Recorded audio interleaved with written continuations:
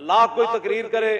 لاکھ کوئی جناب جلسے کرے، مظفر آباد کے اندر نہیں، سری نگر کے اندر بھی جلسے جا کر کوئی کر لے تو کشمیری آزاد تھوڑے ہو جانے ہیں۔ ہاں جی، کل کہتے 1 کروڑ بندہ بھی لاہور جمع ہو جائے جی کشمیر بنے گا پاکستان،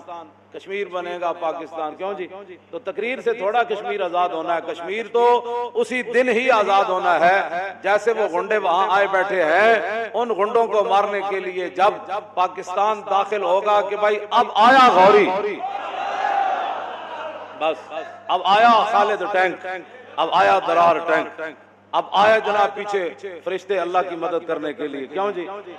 تو کشمیر تو اس دن ہی آزاد ہوگا۔ بڑا جلسہ کرنے سے نہیں، اس سے بھی بڑا کوئی جلسہ کر لے، پوری دنیا سے مسلمان منگا لے، انڈونیشیا سے بھی منگا لے، ہم نے ایک جلسہ کرنا ہے کشمیر کی آزادی کے لیے، تو کشمیر کی آزادی کے لیے جلسے سے تو کشمیر آزاد نہیں ہوگا،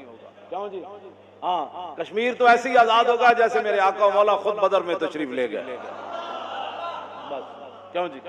کشمیر تو ایسے ہی آزاد ہوگا جیسے غزوہ خندق کے موقع پر جب عمر بن عبد ود جو ہے وہ اپنا گھوڑا ادھر لے آیا اور حالات بڑے سنگین بن گئے، 25,000 کا لشکر خندق کے دہانے آ گیا، خندق کے کنارے آ گیا، خندق کے منہ پر آ گیا، تو اب وہ گنڈے جو ہے وہ سارے اپنے گھوڑ سوار آ گئے کہ اب خندق ہم نے عبور کرنی ہے اور مدینہ پاک پر حملہ کرنا ہے۔ تو پھر مدینہ پاک کا دفاع یہ تو نہیں تھا نا کہ صحابہ وہاں جلسہ شروع کر دیتے، صدیق اکبر کہتے کہ میں تقریر کرنے لگا ہوں، حضرت عمر کہتے نہیں میں کرنے لگا، عثمان غنی کہتے نہیں میں تقریر کرنی، مولا علی کہتے فرماتے نہیں میں تقریر کرنی، حضرت بلال فرماتے کہ بھائی میں جو ہے وہ تقریر کرنی ہے۔ ایسے وہاں نہیں بات تھی، بلکہ رسول اللہ خود تلوار پکڑ کر وہاں کھڑے ہو، کیوں جی؟ حضور اپنی تلوار پکڑ کر خندق کے کنارے کھڑے ہو اور 25,000 کا لشکر سامنے کھڑا، اور حضور خود ایسے کھڑے ہو گئے تلوار پکڑ کے، فرمایا آؤ 1 لاکھ فوج رومی لے آئے تبوک کے مقام پر، 1200 میل تھا مدینہ منورہ سے، 1200 میل، 1200 کلومیٹر نہیں، 1200 میل، تو وہاں 1 لاکھ فوج نبی علیہ السلام کو صحابہ نے عرض کی کہ حضور وہ تو فوج لے آیا اور مدینہ پاک پر حملہ کرنے کے لیے وہ تیاری کر رہا ہے، 1 لاکھ فوج، تو حضور نے فرمایا کہ پھر ہم بھی تیاری کرتے ہیں، پھر حضور نے تیاری فرمائی، غزوہ تبوک کے لیے تیاری فرمائی، اور پھر حضور نے چندے کا اعلان فرمایا، اور پھر صحابہ جو کچھ تھا انہوں نے وہ لے آئے اللہ کی بارگاہ میں، رسول اللہ کی بارگاہ میں لے آئے، پھر رسول اللہ خود وہاں سے روانہ ہوئے 1200 میل کے لیے، حضور پیدل وہاں گھوڑوں پر اونٹوں پر حضور وہاں چل پڑے، آپ نے فرمایا تو نے کیا آنا ہے میں آ رہا ہوں، کیوں جی؟ وہاں رسول اللہ تشریف لے گئے، اور جب حضور تشریف لے گئے تو وہ 1 لاکھ فوج کے ساتھ بھاگ کھڑا ہوا، کوئی چلے تو صحیح نا۔ وہ حقوق انسانیت کی تنظیمیں اعلان کر رہی ہیں مودی سے کہ کرفیو اٹھا لو،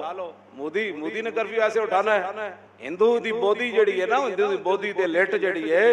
یہ اگر اتنی آسانی نال سدھی ہو سکتی تو پھر محمود غزنوی 17 واری حملے نہیں سن کرنے نا، اے ہندو بڑا ٹیڑا ہے،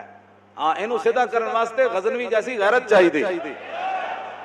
ایک واری سیدھا نہ ہوئے پھر دوسری واری، پھر تیسری واری، پھر چوتھی واری، پھر پنجویں واری، پھر ہم ملک داؤ پر لگا دیں۔ میں نے کہا غزنوی وہاں سے چلا ڈیرہ اسماعیل خان دی طرفوں نا ایک پہاڑ ہوتے موجود ہیں، کہندے نے غزنوی ادھروں آندا سی، انہاں آج پہاڑاں تے صحت مند بندہ نہیں چڑھ سکتا تے غزنوی گھوڑے سمیت آندا سی، کیوں جی؟ 17 واری آیا،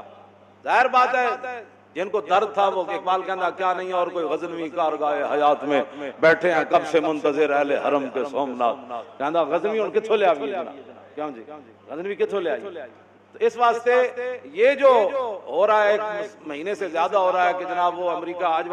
کچھ امریکی سینیٹروں نے ٹرمپ سے مطالبہ کیا کہ آپ مودی کو کہیں کہ جناب کرفیو ہٹا لے، ٹرمپ پاگل کا بچہ ہے، اس نے کہنا ہے جو خود اس کو جناب شاہ دے رہا ہے، وہ پیچھے اس کے کھڑا ہے، کہنا شابہ میں ادھر عراق تے شام وچ تباہی مچائی ہوئی، تو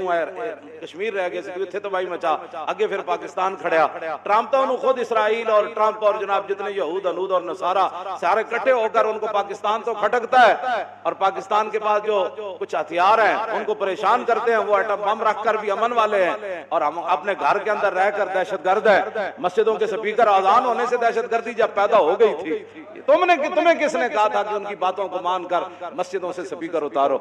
تم نے تو اللہ اکبر کو دہشت گردی قرار دیا.